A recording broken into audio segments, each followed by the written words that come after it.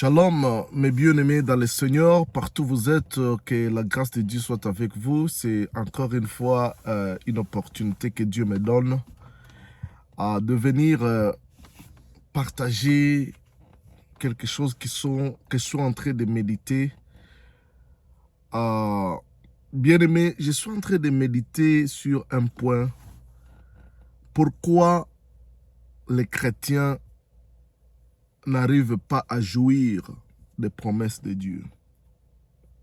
Pourquoi ce que Dieu a dit dans sa parole reste sans effet dans la vie de beaucoup de gens? Pourquoi les gens ne voient pas des résultats dans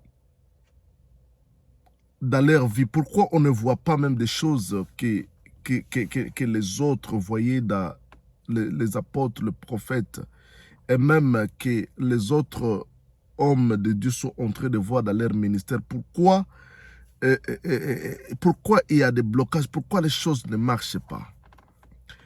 Quand moi je me pose cette question, je me demande, est-ce le problème de Dieu ou c'est notre problème, ou c'est le problème des hommes? Est-ce que Dieu a cessé d'agir? Est-ce que Dieu est menteur? Est-ce que les promesses de Dieu sont mensonges? Mais quand je lis la Bible, il est écrit dans Romains que tout homme soit trouvé menteur. Que tout homme soit trouvé menteur. Que seul Dieu soit trouvé vrai. Celui qui dit la vérité, c'est Dieu. Et si tu lis dans Tite chapitre 1, la Bible dit que Dieu ne peut pas mentir. Ce que Dieu dit arrive. Ce que Dieu dit s'accomplit. Donc, quand il y a beaucoup de versets, la Bible dit il n'est pas un homme pour mentir, ni un fils de l'homme pour se repentir. Donc Dieu, le problème, ce n'est pas Dieu. Dieu est prêt à performer, tout par forme et soit. Dieu est prêt à accomplir sa parole. Mais le problème, c'est nous les hommes. C'est nous les hommes. Notre attitude vis-à-vis de Dieu, nous les hommes, notre attitude vis-à-vis des promesses de Dieu. Beaucoup de gens aujourd'hui, ils ne croient pas en Dieu. Ils croient en Dieu par leurs lèvres, ils croient à Dieu dans leurs sentiments. Et si tu lui demandes ce que tu crois à Dieu, il te dit, tout le monde croit à Dieu, tout le monde croit à Dieu. Oui, les démons croient à Dieu aussi. Mais bien aimés dans le Seigneur, nous devons comprendre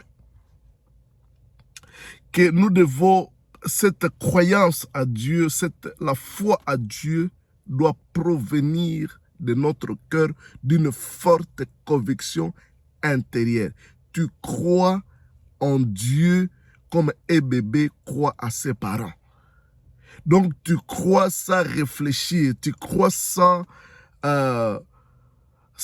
amener des analyses. Donc tu crois comme un bébé, tu sais que ce que Dieu dit, comme celui qui l'a dit, c'est vrai. Et je tiens à ses promesses.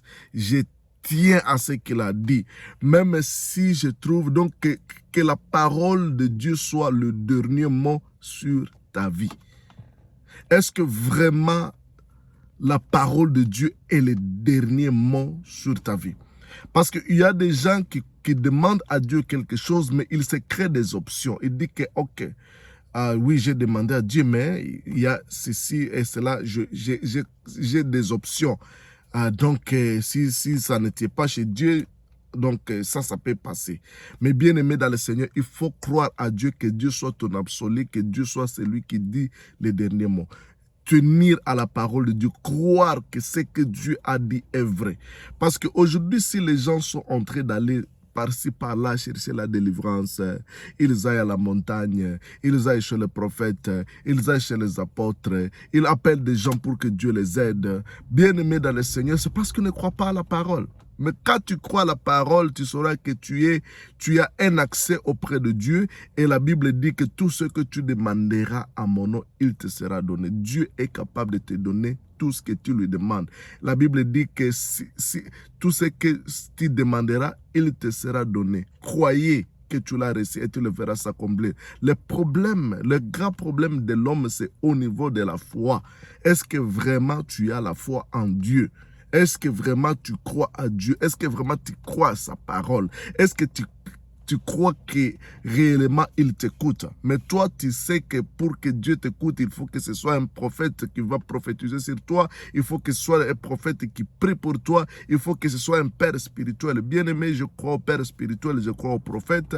Mais bien-aimé dans le Seigneur, je crois aussi que toi, en tant que chrétien, tu as une relation personnelle avec Dieu et tu dois croire ce que Dieu dit de toi dans sa parole. Il dit que tu es son enfant, tu es son fils, tu es sa fille. Tu peux s'approcher de Dieu avec assurance, avec foi pour obtenir secours dans tes vies. Tu dois avoir l'assurance, la foi, une ferme assurance, une ferme conviction que Dieu c'est mon Père, il m'écoute et il écoute ma prière. Et quand je lui demande, il le fera. Moi, quand je prie, je sais que Dieu le fera. Je ne sais pas comment il le fera, je ne sais pas quelle est la voie qu'il utilisera, je ne sais pas quel est le temps que cela prendra, mais moi je crois que quel que soit le temps, quelle que soit la voie, quel que soit ce qu'il va utiliser comme voie pour me répondre, mais tout ce que je sais, c'est que je lui ai demandé ceci et il le fera. Il le fera. Je crois comme un bébé et je suis en train de développer ma foi à être comme un bébé qui croit que si le Père lui a promis, il le fera. Le problème, ce n'est pas Dieu. La parole de Dieu dit, allez guérissez les malades, ressuscitez les morts. Mais toi, tu te demandes, si je prie pour ces morts, s'ils ne ressuscitent pas, qu'est-ce que les gens vont dire? Toi, va obéir à la parole de Dieu, va ressusciter les morts, va prier pour les malades et ils seront guéris. Quand tu pries, ne dis pas que j'ai besoin d'une spéciale onction, j'ai besoin d'une spéciale... Ce problème, ce n'est pas le problème de la foi. La foi provoque l'onction. L'onction est là déjà.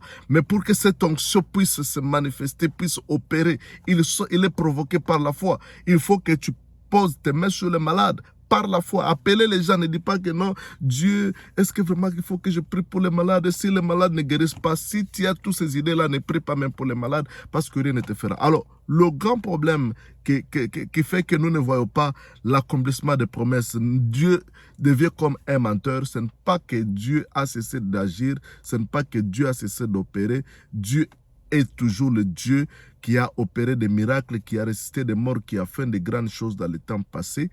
Mais le problème, c'est que nous avons cessé de croire. Si les apôtres ont vu des miracles, c'est parce qu'ils avaient la foi. Si les Kenneth Hagin, Kenneth Copeland, si les Catherine Kuhlman et tous ces gens-là ont vu des choses, des grandes choses, des choses grandioses, c'est parce que ces derniers avaient la foi à Dieu.